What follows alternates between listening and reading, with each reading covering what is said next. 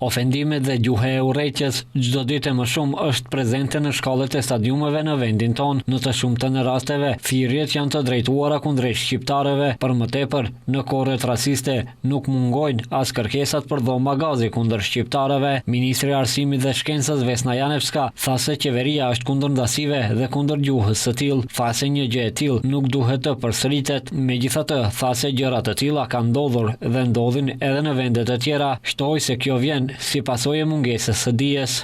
I kako vlada? Edhe si qeveri, po edhe si Ministria e Arsimit, në vazhdimsi jemi duke treguar se çfarë duhet bërë dhe si nuk duhet vepruar. Për fat të keq, stereotipe ekzistojnë. Fatkeqësisht nga grupe të ndryshme po tregohet edhe padurimi. Grupe të tilla ka në të gjithë botën, po edhe në Maqedoni, por fakti se janë gjithandej nëpër botë nuk do të thotë se ne duhet t'i mbështesim. Ne po ndërmarrim gjitha masat si Ministria e Arsimit dhe prandaj jam edhe këtu për të dëshmuar se duhet të luftohet një gjë e tillë. Për këtë fenomen, foli edhe kryetari i Komisionit për Parandalim dhe Mbrojtje nga Diskriminimi, Dušan Tomić.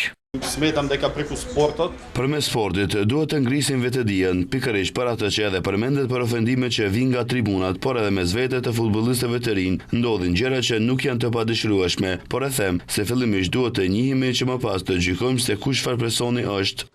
Këto komente Janevska dhe Tomić i dhanë pas ngjarjes së organizuar nga UNICEF kundër diskriminimit në futboll, në të cilën morën pjesë 10 fëmijë, futbollistë aktiv dhe persona me aftësi të kufizuara.